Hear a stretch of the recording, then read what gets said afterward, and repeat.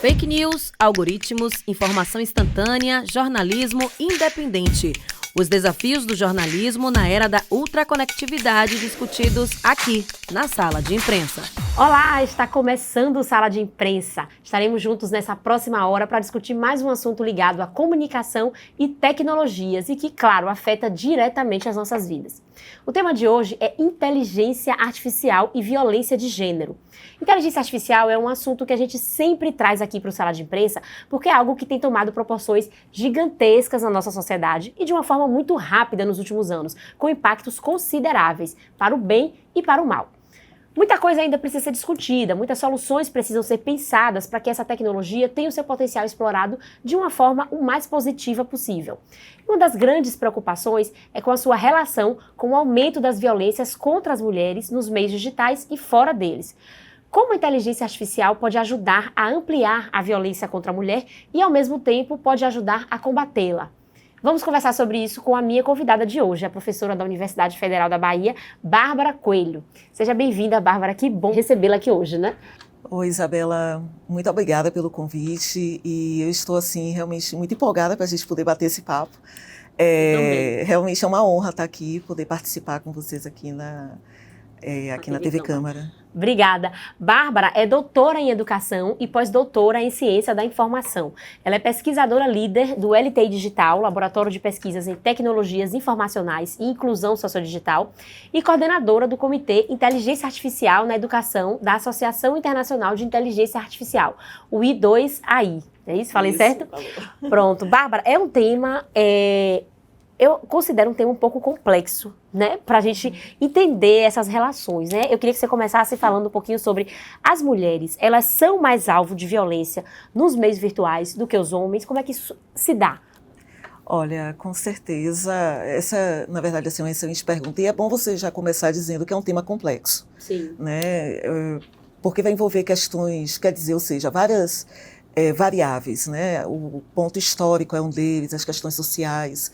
E isso vão trazer impactos tanto do ponto de vista social, econômico, político, das relações no geral. Então, é extremamente complexo. E, com certeza, as mulheres, né, têm sido muito mais afetadas com relação à violência de gênero, né? Elas são muito mais afetadas do que os homens. E no ambiente da internet isso tem ganhado assim, uma proporção muito grande, principalmente de 2017 para cá. Na verdade, houve, Isabela, uma intensificação, né, nos crimes cibernéticos, inclusive com foco nas mulheres, de 2017 a 2022. Então, teve uma intensificação nesse período muito grande. Com certeza, sim, mulheres são mais afetadas. E qual é o tipo de violência assim, que as mulheres sofrem mais nos meios virtuais? Tem os crimes mais comuns, né? Quais sim são? Olha, tem crimes, são crimes variados, mas digamos assim, que os mais identificados, principalmente na literatura, são as ameaças do tipo doxing, né? E também, por exemplo, de alguém que pega documentos, que tenta, de alguma forma, extrair documentos daquelas pessoas para depois utilizar esses documentos de forma a ameaçar. Olha, se você fizer tal coisa, eu vou divulgar isso na rede, vou divulgar esses documentos ou então dados seus pessoais na rede. O stalking, sim, esse é o doxing. O stalking também, né, de ficar stalkeando mulheres, né, seguindo onde o que elas acessam, né. Então isso também é um tipo de crime que tem sido muito comum e principalmente deepfakes, né, deepfake que é algo assim que tem afetado muito as mulheres, né? E a literatura mostra que principalmente as mulheres pretas são as mais afetadas. Só que aí é bom a gente colocar o seguinte, a gente vai falar aqui muito sobre mulheres, mas muitos crimes afetam mulheres, né? Mas a LGBTQIA+, né? E meninas também, né? Tem casos assim muito destacados, né, com relação a meninas também, principalmente em ambiente escolar. Sim, e esses casos de divulgação de fotos íntimas, né, que algumas vezes podem ser fotos verdadeiras e muitas vezes podem ser fotos geradas, né? Sim.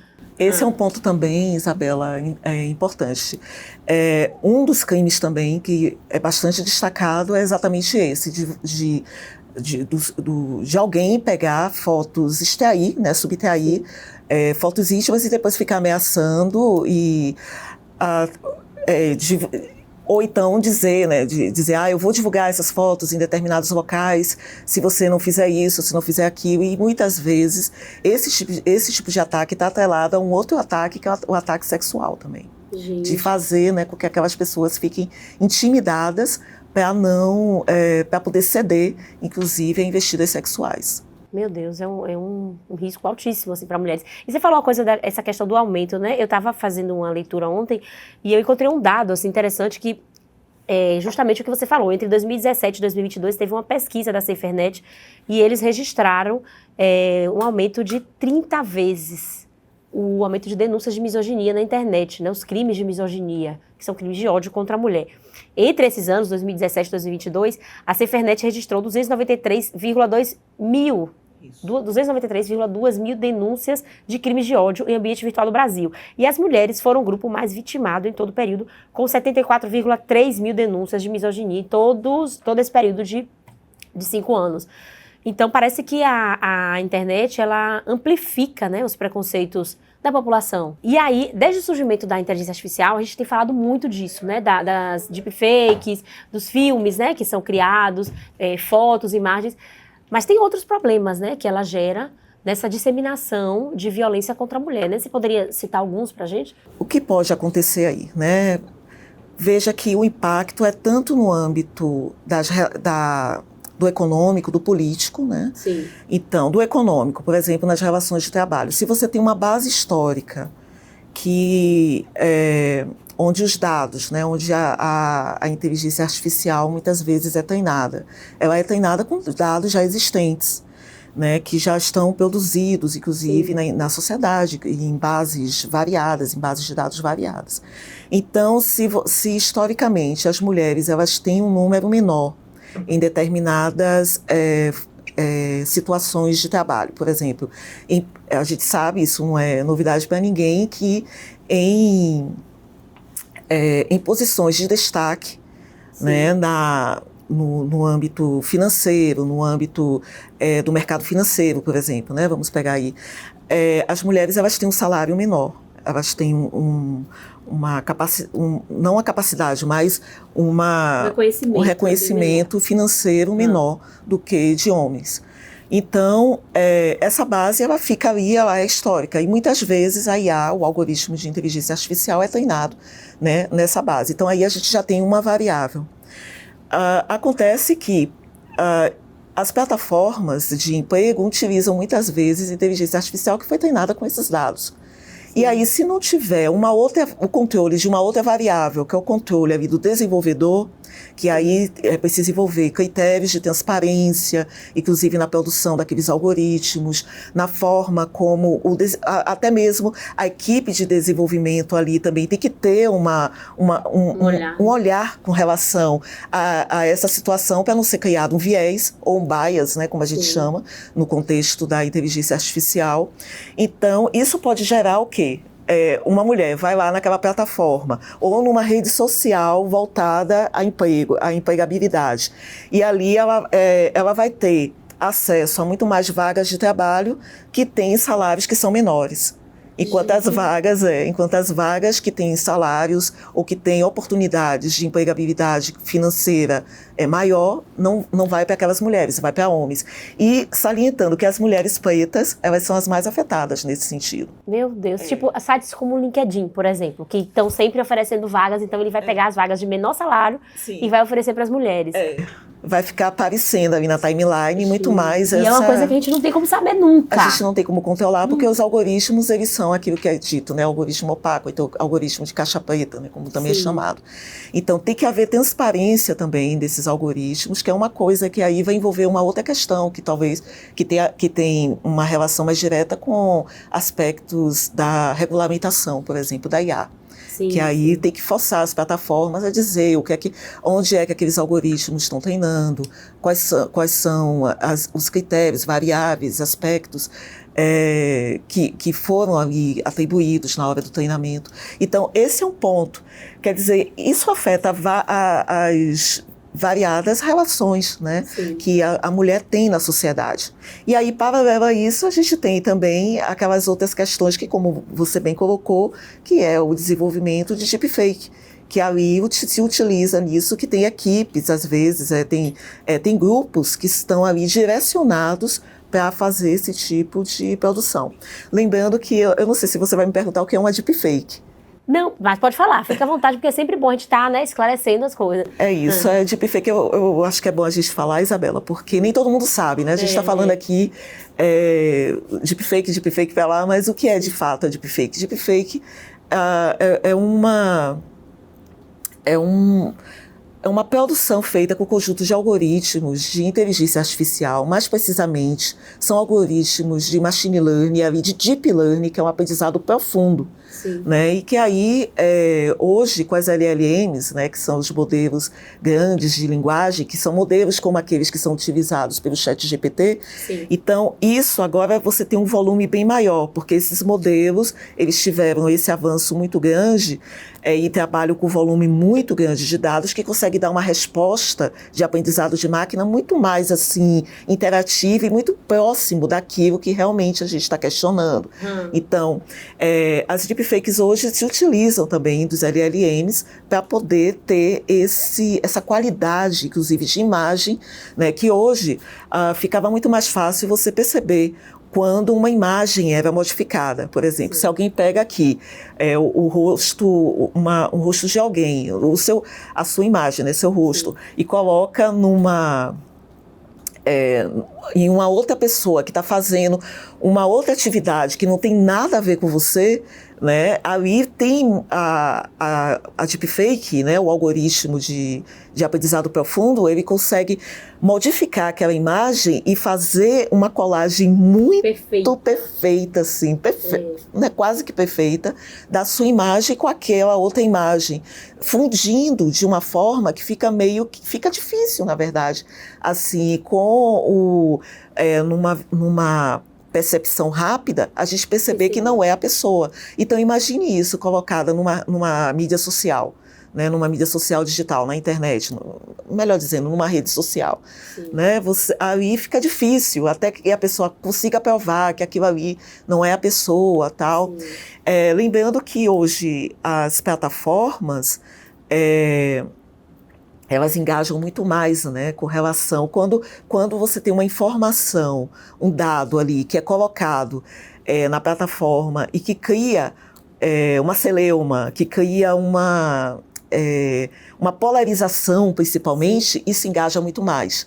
Então, aí o algoritmo entende que aquilo ali deve ser valorizado, né, e engaja, dá uma proporção, e vai divulgando mais ainda, uma amplificação bem maior. Então fica muito difícil, né?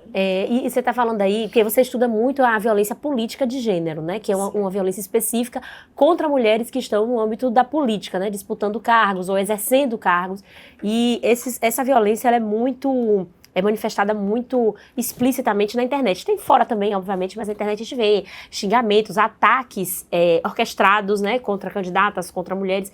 E eu estava me lembrando muito, quando você falava aí, de Manuela Dávila, que ela sofreu se eu não me engano, foi uma eleição presidencial que ela se candidatou, e ela sofreu com a modificação da imagem dela. Não era deepfake, porque não tinha ainda essa tecnologia, mas era uma montagem grotesca.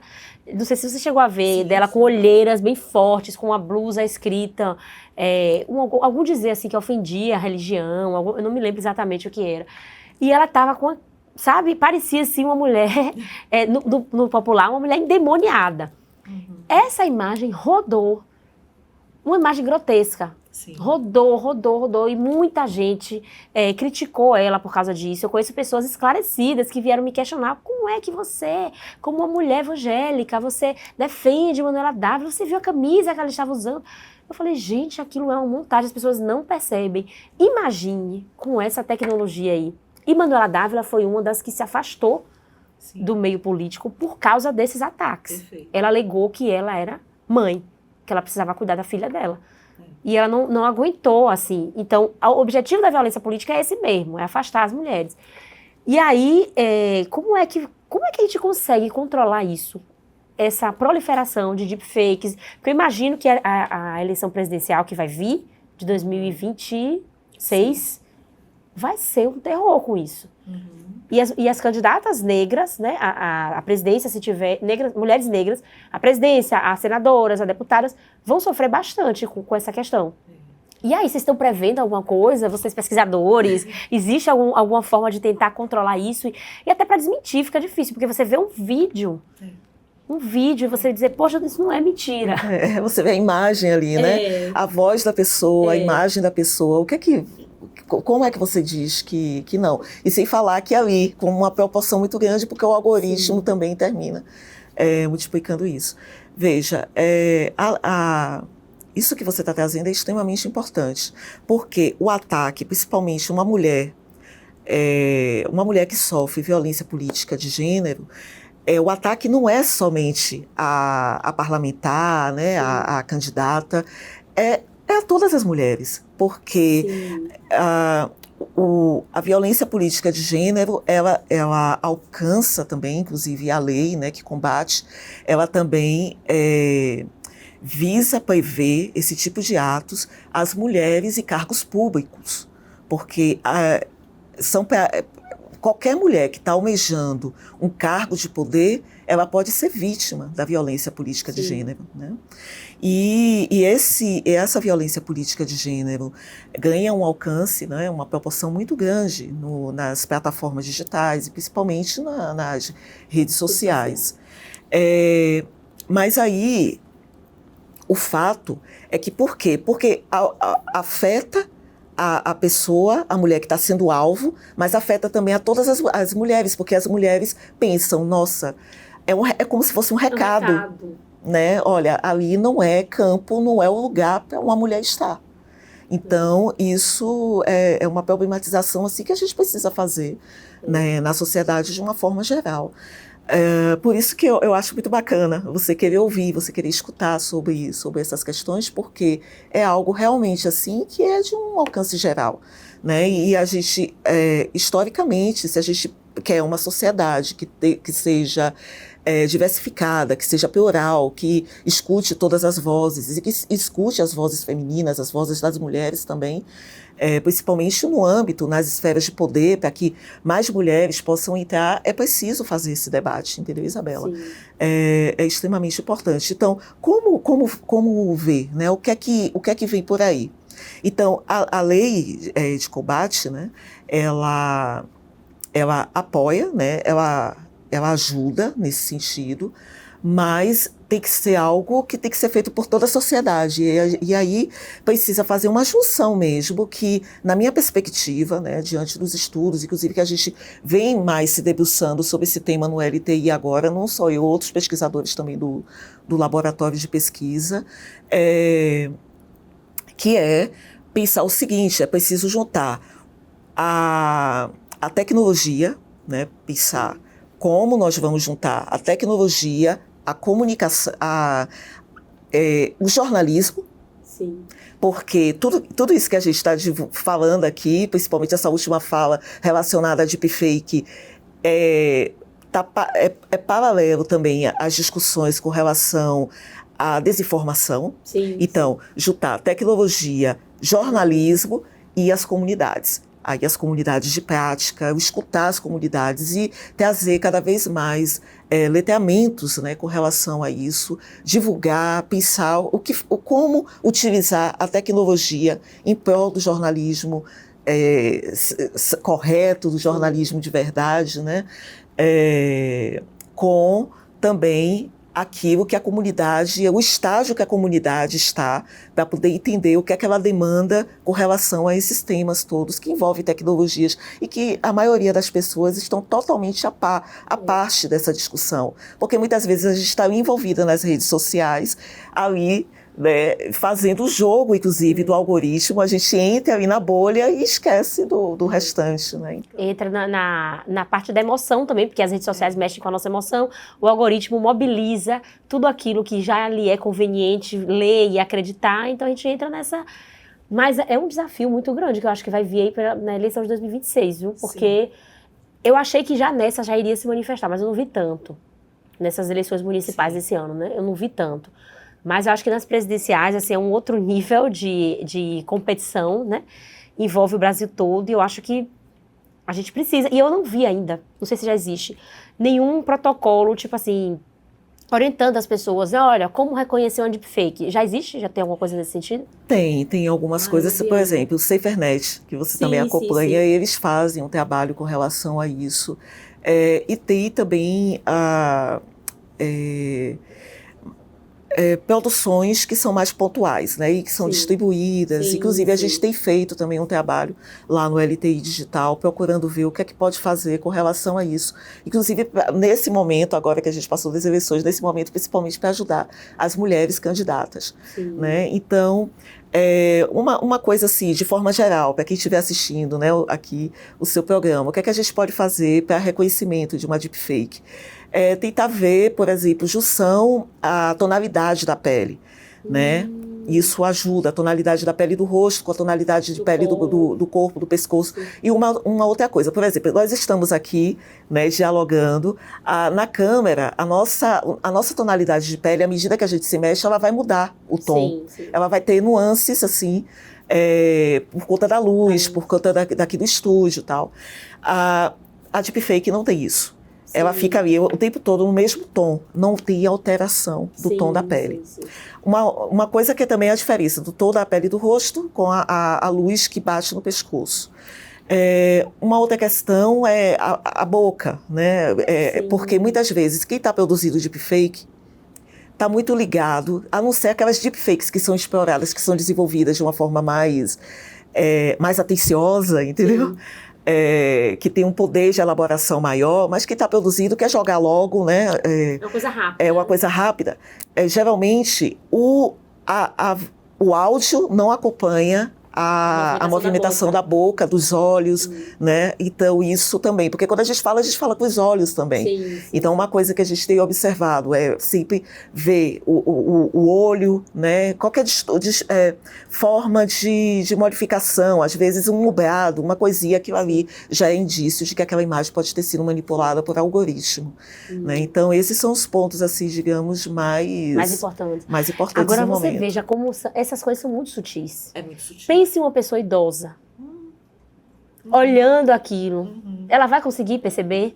Né? Não, é muito difícil, gente. É muito difícil. Isso vai fazer um estrago grande, assim. Eu tenho medo mesmo do que vai vir pela frente. Se você disse que aquelas imagens que eram em um nível muito aquém do que se tem hoje, principalmente utilizando o deepfake da Manuela Dávila, muita gente dizia ali, não acreditou, não, mas aqui, está aqui. Então, imagine com o nível, a qualificação dos algoritmos agora de deepfake é uma coisa assim que, quando realmente é bem feito, fica muito difícil. Aí acontece que assim, muita gente me pergunta, mas Bárbara, não tem plataformas que podem identificar, né? Site de checagem, né? Tem alguns sites de checagem, por exemplo, o IBICT mesmo tem desenvolvido um IBICT aqui, nacional, que é o Instituto Brasileiro de Informação em Ciência e Tecnologia, tem desenvolvido uma aplicação com base em inteligência artificial, que no momento atual é para exatamente identificar imagens que tiveram algum tipo de manipulação, e matérias também que tiveram manipulação, matérias jornalísticas, até posts que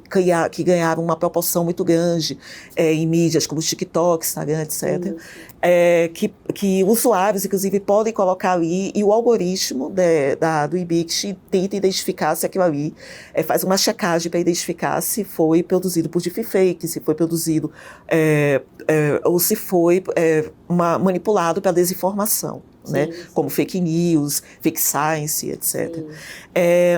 Mas, ainda assim, tem assim, dependendo da sofisticação que foi produzida aquela deepfake, realmente fica difícil o algoritmo perceber. O que acontece é que muitas plataformas, algumas delas, e aí tem, eu não sei se pode dizer nome de marca aqui, Pode falar. a IBM, né, que Sim. tem uma plataforma, inclusive, que desenvolveu, já pensando agora nessas questões das eleições, principalmente as eleições americanas, que é uma plataforma exclusiva para identificar a deepfake, no grau de sofisticação que a deepfake tem hoje, mas só que é uma fortuna, né?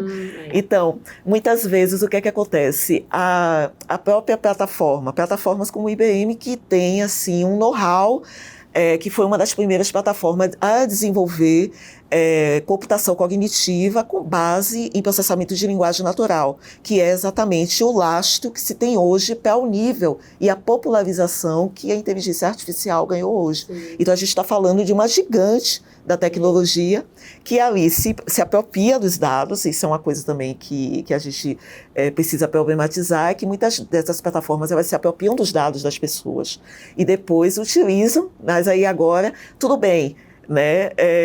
Para uma boa finalidade. Você tem problema com o deepfake? A gente oferece aqui a solução, que custa tanto. Sim. Aí, nesse caso, seria o caso mesmo dos grandes veículos de imprensa comprarem esse programa, né? Para prestar esse serviço de checagem, de verificar mesmo o que é verdade, o que não é, e é uma prestação, né, de serviço. Exato, Isabel. Ou mesmo verem, né? A gente teve esse ano, no mês de julho, o lançamento do Plano Brasileiro de Inteligência Artificial, né, o PEBIA, que foi lançado exatamente na Conferência Nacional de Ciência e Tecnologia do país, né?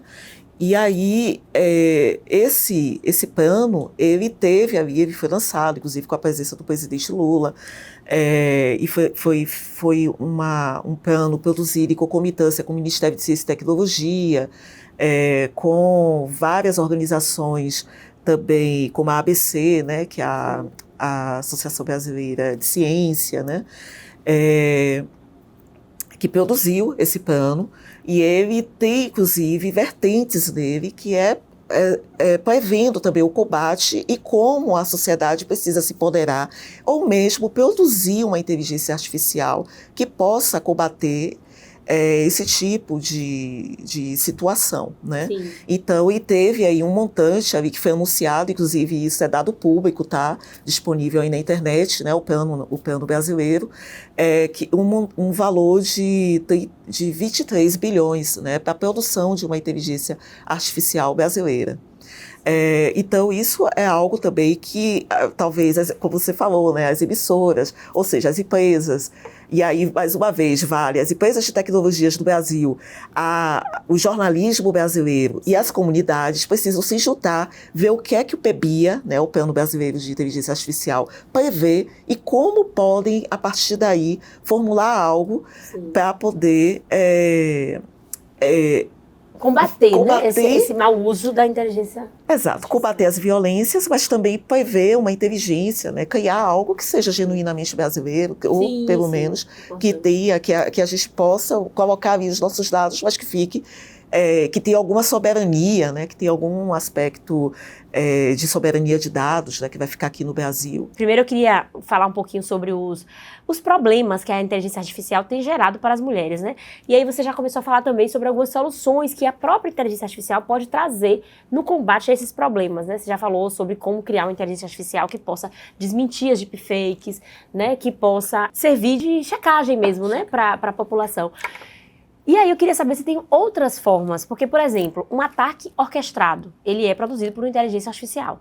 Uhum. Pode ser também, né? Um ataque orquestrado contra determinada mulher, determinada figura pública, enfim. Tem meios de você barrar esse ataque através da própria inteligência artificial, ou você prevenir, ou você impedir? Já existe alguma coisa nesse sentido? Tem alguma outra utilização que possa também inibir outras violências que acontecem com as mulheres por causa da inteligência artificial? Vou falar mais especificamente no ambiente das plataformas, né? Sim. Das plataformas de redes sociais. A gente sempre fala o seguinte, que se aconteceu alguma coisa com a mulher, né? A mulher se sentiu atingida, afetada, ameaçada nas mídias sociais, que ela evite, em primeiro lugar, ficar ali debatendo, ficar ali discutindo, né? Porque isso vai fazer com que o algoritmo engaje. Deve-se fazer logo print sobre aquilo, né? Sobre aquela postagem, fazer print para poder ter como prova, porque depois podem apagar, podem quebrar e podem também tirar o link do ar. E aí fica difícil fazer esse tipo de recuperação. Falar com a comunidade também que não fique ali revidando, então avisar, porque muitas vezes a gente vê uma mulher numa situação de risco como essa, né, sendo atingida por uma desinformação, né, e aí você tende a querer proteger aquela mulher, e ali vai, só que aquilo, né, a gente já viu aqui no primeiro bloco que vai gerando engajamento, o algoritmo vai entendendo como bom, porque a gente precisa pensar num modelo de mercado, que aquilo ali é um negócio, a plataforma é um negócio, né, e que precisa gerar lucro. E como é que gera lucro? Quando tem engajamento, quando tem ali mais mídia circulando. O segundo ponto é comunicar na própria plataforma.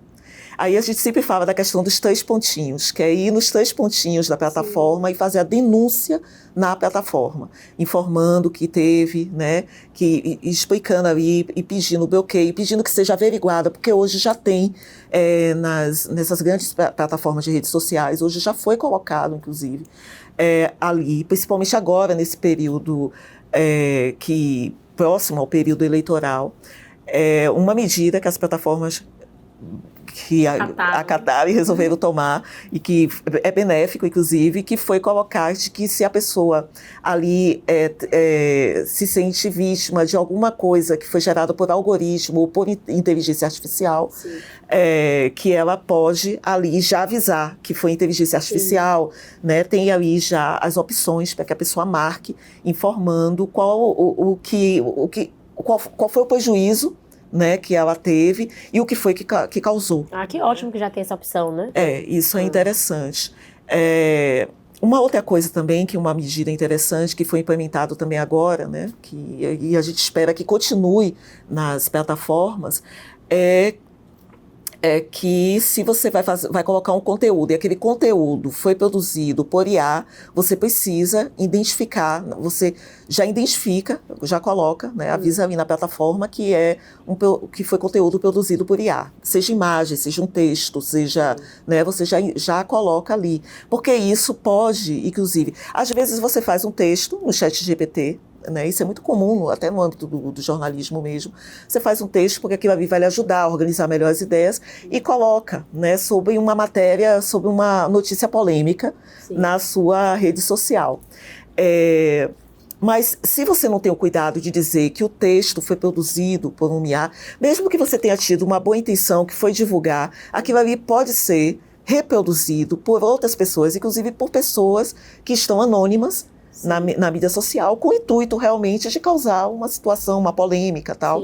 E aí é bom a pessoa identificar no momento da postagem que aquela ali foi uma produção, foi uma imagem produzida, tal. Aquilo não vai desmerecer em nada a sua produção, não vai ficar também específico na sua postagem, mas vai dar uma identificação para o algoritmo da plataforma que aquilo ali contém algum tipo de produção feito por IA. Inteligência artificial. E uma coisa também que eu fico pensando muito, que você falou sobre as meninas, né, que são vítimas, tem muito... ultimamente tem acontecido muito suicídio por causa de meninas que são expostas, né? Tem vídeos íntimos e fotos íntimas divulgadas na internet, muitas vezes não são reais, né? Recentemente aconteceu de uma menina que teve uma montagem, né, do corpo dela divulgado na escola. Tem alguma coisa nesse sentido, assim, para impedir? Porque eu fico imaginando, como é que se faz essa montagem? Tem um mundo de material pornográfico na internet. Então é muito fácil, você pega uma foto da criatura na rede social, que hoje em dia todo mundo tem, uma foto de rosto, uma foto de corpo, quase todo mundo tem, na praia, de biquíni, e junta com esse material vastíssimo aí de pornografia. E pronto, tá feito o estrago, né? Tem alguma forma de... Já está se pensando em alguma forma de dificultar isso? Olha, isso que você está colocando é muito importante, porque isso ganhou muita visibilidade, inclusive esse ano, né, quando teve o caso da Barra da Tijuca, né, do colégio da Barra da Tijuca no Rio de Janeiro, e teve um colégio aqui também no Nordeste, onde meninas foram expostas, né, com deepfake, com produção de deepfake. Quer dizer, os colegas, os coleguinhas ali, né, fizeram esse tipo de produção e divulgaram. Veja, qual é o impacto disso numa menina, numa adolescente? É uma coisa, né, brutal. Então, e divulgaram nas plataformas.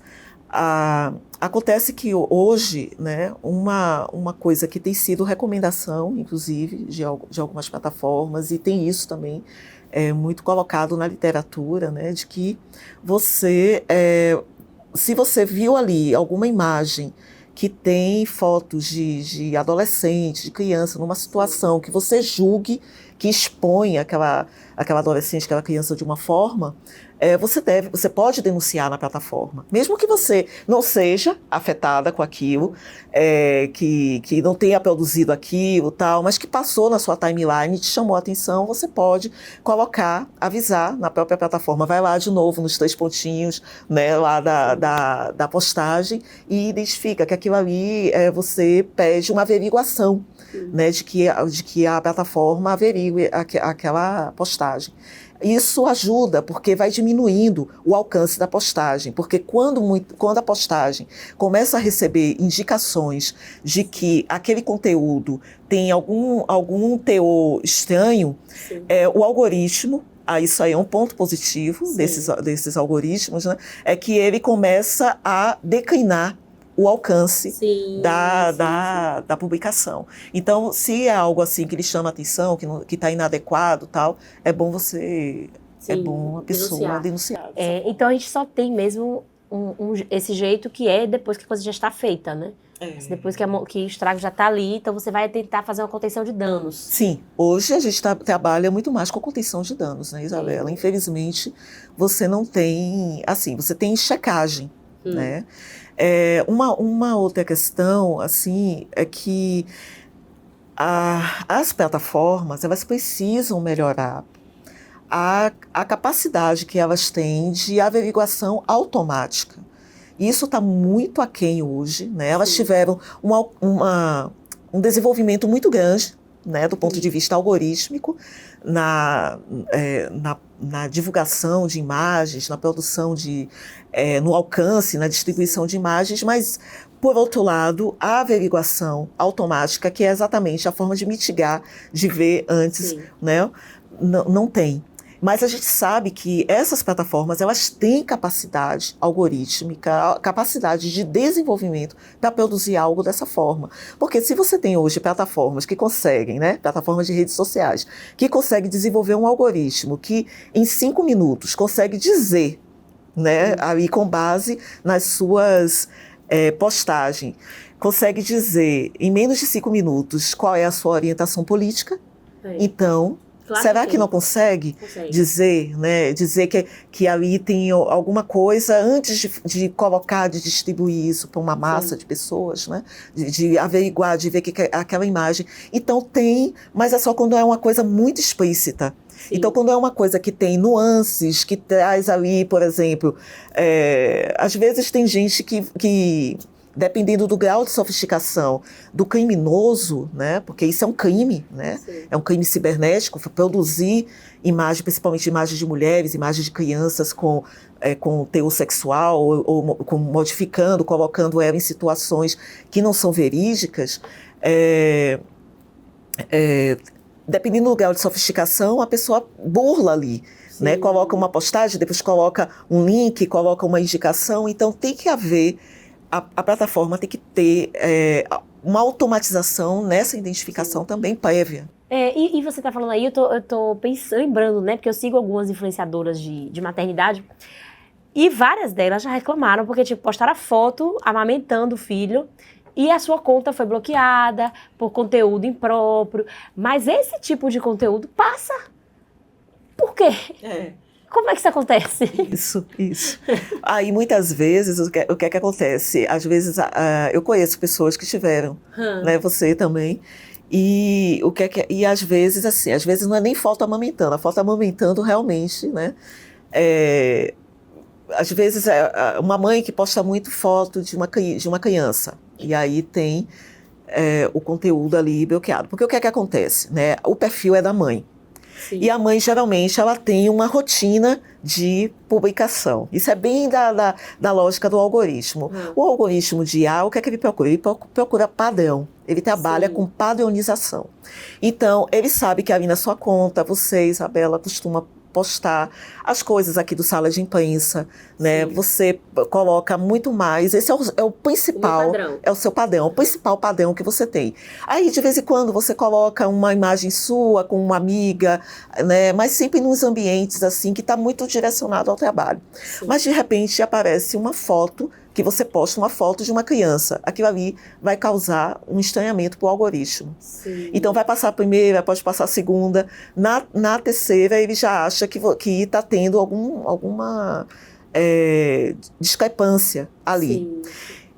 Então, ele vai dizer, opa, isso aqui não é da Isabela, isso aqui está destoando, né? Sim. Então, ele vai começar a diminuir o alcance da sua conta, esse é o primeiro passo que o algoritmo faz, e depois ele passa a não colocar mais aquela postagem para as pessoas verem.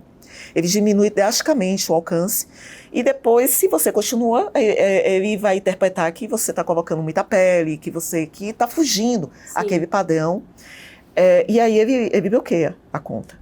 Né? Ele decide bloquear. Mas passa, é como você falou, passa. Engole o cabelo e se engasga com mosquito, né? E ainda tem aquelas contas que, por exemplo, tem contas de rappers. Sim. Que veja, eu dei o exemplo do seu, Sala da Imprensa, para você entender qual é a jogada do algoritmo, que é o padrão. Mas se você tem um rapper que geralmente posta muita pele, muitos corpos com muita pele. Muita né? gente assim, né, nas fotos. Então, muito biquíni, pouca roupa. Então, aqui vai ver o padrão. Então fica. Beleza, então. Se você costuma, continue. É o algoritmo. Meu Deus. É uma lógica bem maquinizada mesmo, né? Claro, porque não tem um ser humano refletindo ali por trás. Agora, você também já começou a falar de uma coisa que eu queria te perguntar. Vamos aprofundar aqui essa questão da privacidade, que você falou que a utilização da inteligência artificial para fins benéficos tem que ter também uma segurança dos dados, né? Como é que faz para a gente garantir isso? Precisa de legislação específica? Como é que faz para proteger? Porque a inteligência artificial, ela trabalha em cima de dados, ela vai precisar de dados.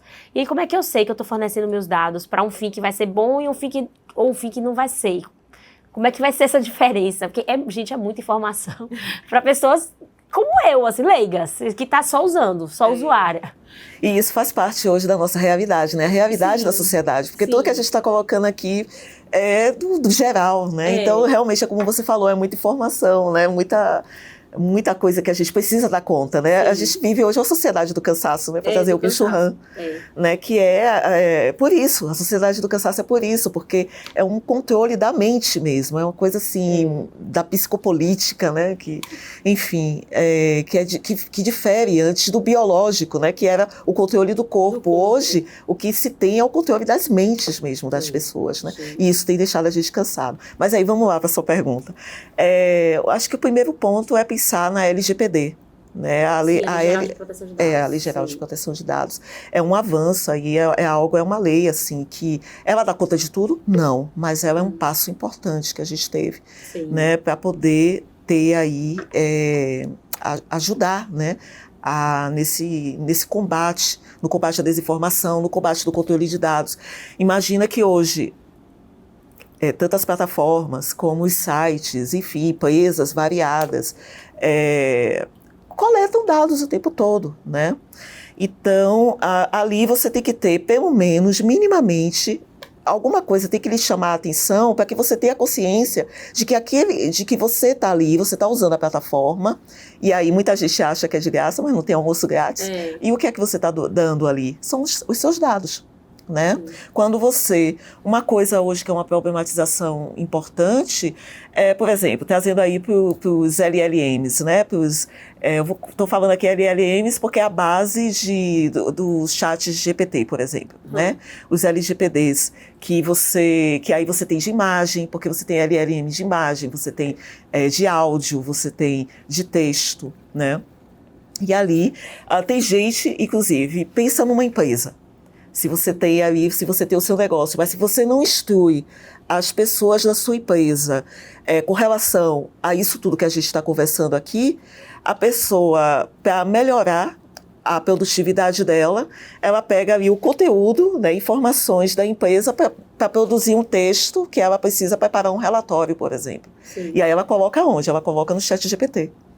Aí ela está fornecendo ali os dados, né, da empresa, que são dados muitas vezes sigilosos, tal, são dados privados, né, para uma plataforma, né, tá colocando ali. Então, são coisas que a gente precisa levar em consideração sobre esse aspecto, né, de como. Então, a LGPD é um ponto.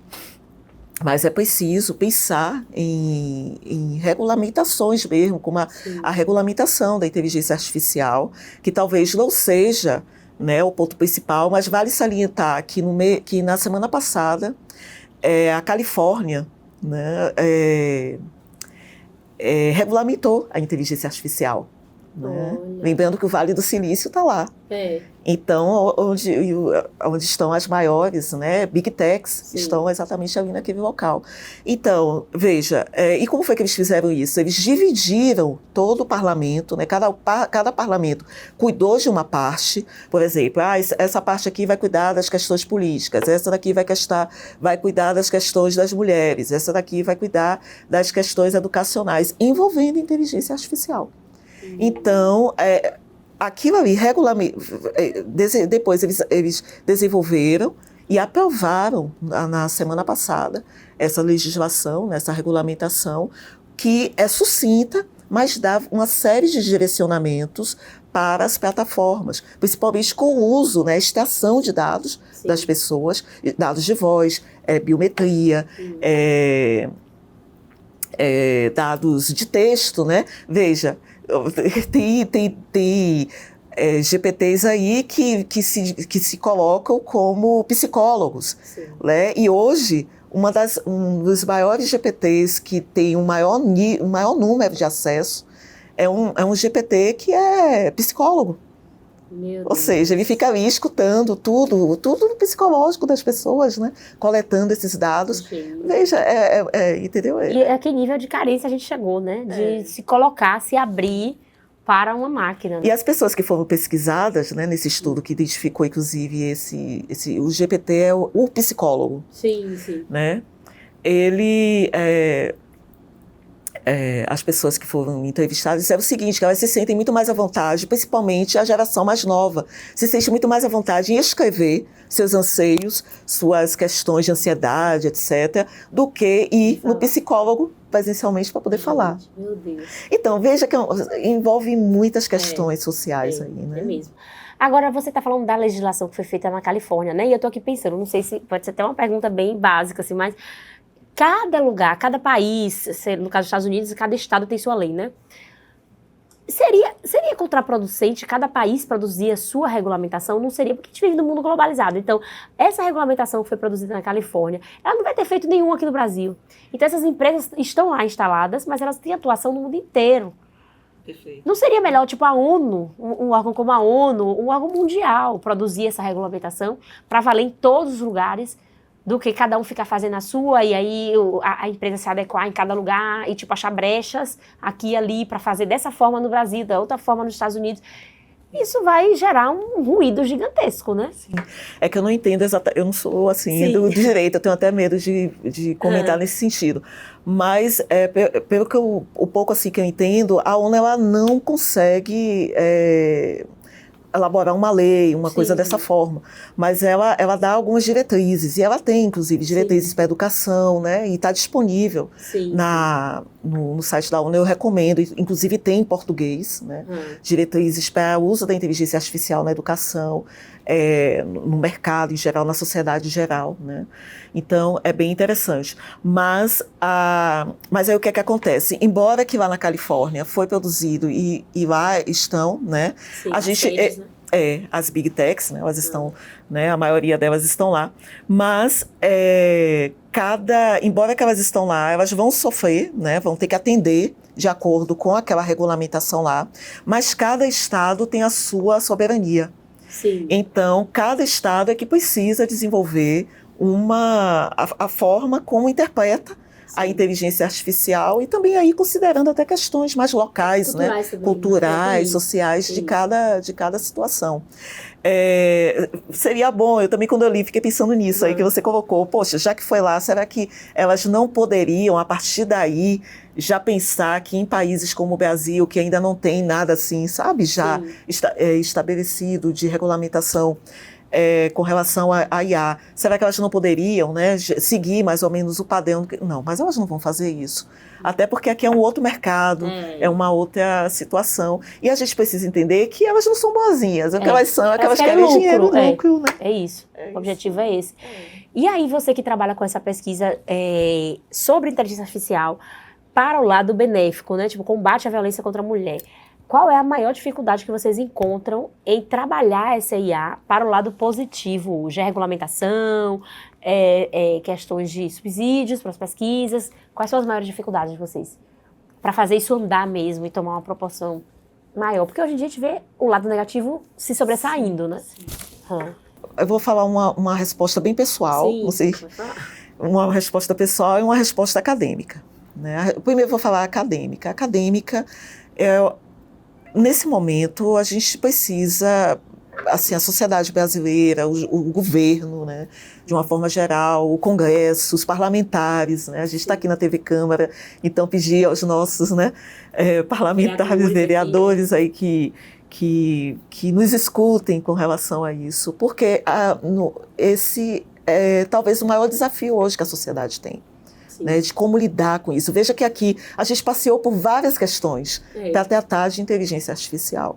Então, a academia, ela tem um certo acúmulo com relação a isso. Né? Eu sou da ciência da informação, mas tem todo o pessoal, eu posso falar aqui pela UFBA, tem todo o pessoal da ciência da computação, né? Os professores lá, inclusive, que trabalham comigo em parceria, que a gente tem projeto em parceria, como o professor Ivan Machado, a professora Tatiana Claro, e tantos outros colegas, o professor Ricardo Coutinho, da administração, também tem encampado aí, né, nesse sentido. E a gente realmente, assim, a gente na academia tem algum acúmulo de pesquisa com relação a isso. Então a academia não pode ficar de fora. Quando a gente fala de comunidades, a gente está falando de envolvimento também das universidades. Acadêmicas, né? Da ciência, né, por causa do acúmulo que a gente tem com relação a isso. Então, assim, a política hoje precisa ter um olhar diferenciado para isso. E direcionar recursos mesmo, sabe, para essa questão, pensar, chamar a academia e a sociedade civil, as empresas, as startups, para pensar formas de regulamentação, sem também proibir o desenvolvimento dos algoritmos da inteligência artificial aqui no Brasil. Né? A gente também não pode ter coisas que proíba também, que vá causar um tipo de declínio no desenvolvimento dos estudos com relação ao algoritmo. Mas, por outro lado, a gente precisa ver quais são as demandas reais da sociedade e ver como a gente pode dar respostas mais rápidas com relação a isso. Sim. Agora, só te interromper, desculpa te interromper, mas rapidinho, eu tenho um comentário para fazer, porque, tipo assim, a gente vai colocar nas mãos dos políticos, né? Claro que eles têm obrigação, mas veja como a gente está num cenário perigoso. A política hoje tem instrumentalizado bastante o mau uso da inteligência artificial. Sim. Então, será que eles terão interesse de se debruçar sobre isso, né? essa é a questão. Assim, claro que você tem um mercado de pedofilia que também lucra muito, você tem um mercado de exploração sexual de mulheres que também lucra muito, mas a política também tem jogado muito bem esse jogo de utilizar de forma ruim. E, velho, a gente tá muito ferrado. Enfim, né? Pode continuar. Mas esse é um ponto, né? A gente faz aqui um apelo, né? Porque aqueles candidatos, né? Os políticos, né? Vereadores, deputados, que tem, porque tem muito. Dentro desse caldeirão também tem muita gente boa, tem muita gente que está ali, que está bem intencionada. E é nessas pessoas que a gente precisa identificar e apoiar e fazer com que realmente levem isso adiante, né? Mas agora minha visão pessoal. Minha visão pessoal é que precisa se dar chance, principalmente às mulheres. Né? Eu como pesquisadora, eu teria vários casos assim, de já tentar colocar projetos e ter projetos negados por... tem mérito, mas sempre tem alguma coisa assim... Como é que um projeto que é aprovado por 3 avaliadores com nota máxima, mas olha, eu já tive resposta do tipo, você pode tentar mais adiante, você é nova. Essa foi a resposta mais esquisita que eu tive. Eu tenho um print disso, eu guardei isso. Porque, imagina, você submete um projeto de pesquisa num CNPq, numa CAPES, e tem uma resposta dessa, sabe? Se fosse um homem da mesma idade que você... Pois é. E isso é uma questão também. Por isso que eu estava falando com vocês. Os bancos históricos nos mostram aí que a maioria das mulheres, inclusive, a maioria do banco histórico sobre produtividade de pesquisa tem um número ínfimo de mulheres que são pesquisadoras nesse nível. Então, você tem mulheres muito boas que conseguem, inclusive, desenvolver pesquisa, mas são aquelas pesquisas assim, de iniciação científica, que tem número de bolsas, mas a bolsa é um valor menor, que é uma bolsa que só dá para você dar uma bolsa para estudante de graduação durante um ano e mais nada. Né? Não é uma bolsa que vai estimular você a desenvolver pesquisa aprofundada, de alto nível, né? Que você vai ter uma bolsa, inclusive, para poder participar de evento, para poder colocar um artigo seu, para poder ser traduzido, para sair numa revista lá fora, né? Então, tudo isso você tem que fazer do seu bolso. E aí, muitas vezes, você pensa, eu faço... Então, isso é a minha visão pessoal. Eu acho que precisa, cada vez mais, dar oportunidade, sim, às mulheres e às pesquisadoras. E um outro ponto também, aí agora já ampliando um pouco mais, que são os pesquisadores do Norte e Nordeste. Sim. Que, se você for olhar também, é um número pequeno, né, quando se trata de produtividade, de pesquisa, e de estar exatamente ali onde tem a produção de pesquisa de alto nível. Né? E tem uma questão também, enquanto você estava falando, eu me lembrei, a gente entrevistou o professor Paulo Vitor Melo, que ele estuda inteligência artificial e racismo, né? E aí, você assistiu? A gente conversou um pouco sobre essa questão de ter mais minorias na produção de dados, da base de dados dessas inteligências artificiais, no desenvolvimento dessa tecnologia, né? Claro que, né, é uma parte da solução, não é tudo, mas... Enquanto essa tecnologia for produzida por homens brancos, héteros, europeus, no caso aqui no Brasil, que estão ali em São Paulo, no Rio de Janeiro... Que está ali na Faria Lima. Pois esses preconceitos continuarão sendo... Porque essas pessoas, assim, por isso que é importante, Tarcísio, eu assisti esse programa, e Tarcísio Silva, né, que tem um estudo, inclusive, sobre racismo algorítmico, ele defende muito isso, né, que você tem que ter nessas equipes que produzem algoritmos, equipe diversificada, inclusive trazendo outras questões, outras possibilidades, porque você fica ali numa coisa fechada. Não quer dizer que a pessoa está sendo, por exemplo, criando viés porque quer. Muitas vezes é de forma inconsciente. É porque ela vive numa bolha, ela vive numa situação que não expõe ela a essas questões que a gente está colocando aqui, por exemplo. Que são questões, por exemplo, do lado da mulher, que é o olhar da mulher com relação a essas situações de estar em cargo de poder, por exemplo, em cargos públicos, que é o olhar da menina da escola pública, o olhar enfim, né, de uma mãe. Né? Então, isso tem que ter tem que ser essa diversidade de pessoas que interagem com essas situações para poder refletir ali na hora da produção. Sim. Porque essa é uma variável importante. Sim, com certeza. Bárbara, muito obrigada. Eu amei essa conversa de fôlego, que eu tô aqui, né, o tempo todo. A gente não posso piscar aqui para não perder nenhum detalhe, porque é muito complexo, como a gente falou no início, é um tema muito complexo, mas que a gente precisa pensar, porque está nos afetando muito, infelizmente, de uma forma negativa, na maioria das vezes. Né? Nós, mulheres negras, você como mulher negra, né, sente na pele essa questão. Paulo Vitor trouxe aqui no nosso programa 1 milhão de exemplos de como a inteligência artificial está reforçando o racismo no nosso país, né? Exato. E fora dele. Então, assim, a gente precisa acordar para isso, assim, não dá para ficar só achando que, não vai chegar até mim. Vai chegar. Uma hora vai chegar. Né? Muito obrigada. Vou te convidar mais vezes para a gente ter outras conversas.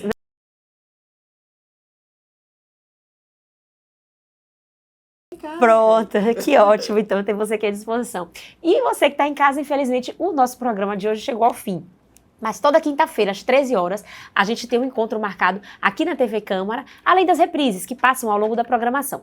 Na Rádio Câmara tem sala de imprensa toda sexta-feira, também às 13 horas. É só sintonizar na 105,3 FM.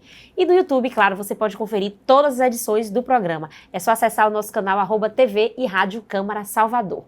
Obrigada pela sua companhia, continue na nossa programação e até o próximo Sala de Imprensa.